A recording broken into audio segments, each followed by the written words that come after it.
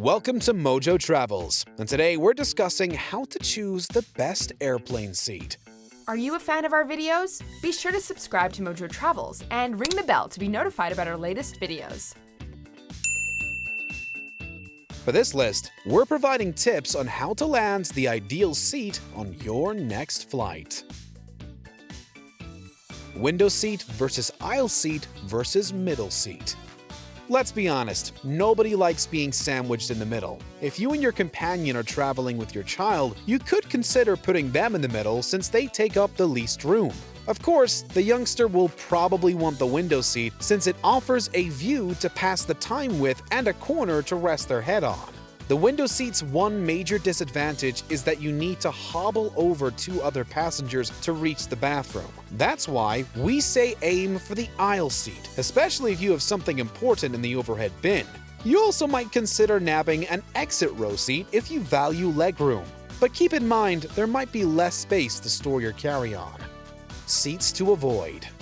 We already discussed the dreaded middle seat, but even the aisle can have disadvantages if you don't think strategically. An aisle seat at the front of the plane sounds ideal, as you'll be the first passenger to get off. Since bathrooms tend to be located towards the front though, you might get a line of uncomfortable passengers lingering next to you. It's even worse if you're seated by the bathroom in the back of the plane, as you'll be among the last people to get off. Remember when we said the exit row seat provides more legroom? Well, that takes legroom away from the seats in front of the exit row. Seats located behind the in-flight entertainment box also mean less legroom.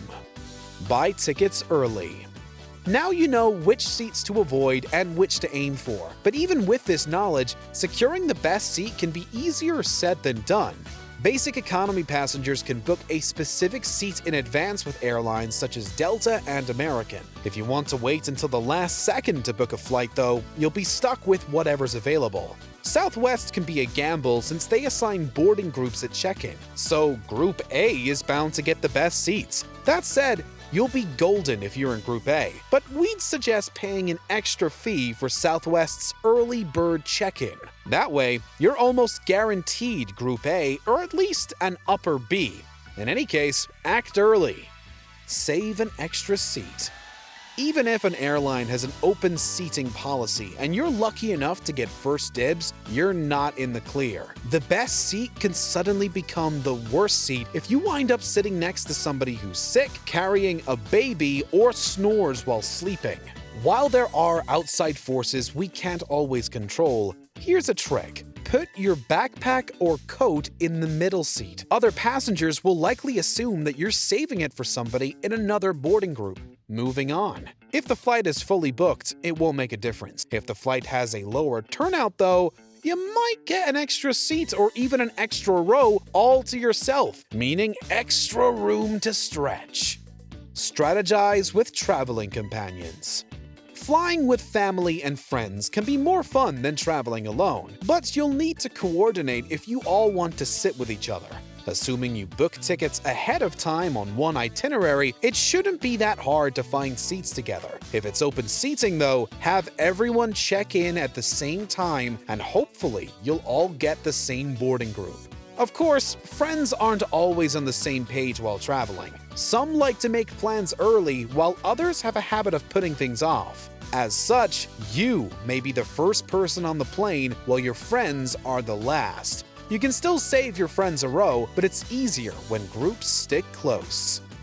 Be nice to the check-in agent.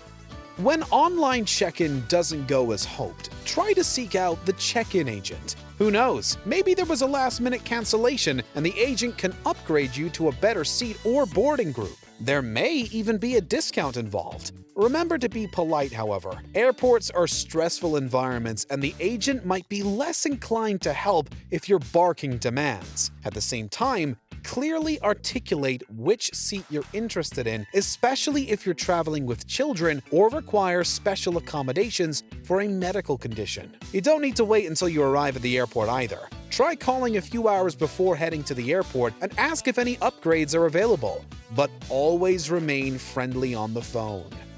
Ask on the plane. Striking up a conversation with a stranger on a plane can be uncomfortable for some. Asking another passenger if they're willing to switch seats is even more awkward. If you have your heart set on a particular seat though, it's worth a shot. You may luck out and find someone open to trading. Flight attendants can also be helpful in this situation.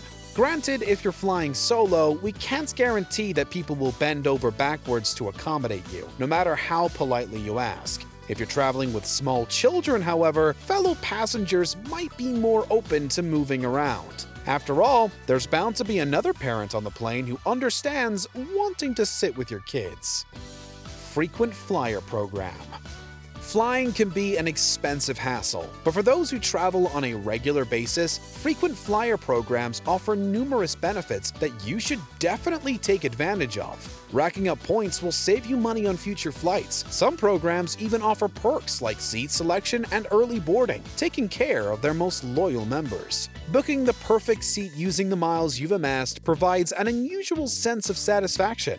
Frequent flyers should also look into applying for an airline credit card. In addition to the best seats, one of these bad boys can open you up to a world of free checked bags, lounge access, and bonus miles. Above all else, you'll feel like royalty in your airplane seat.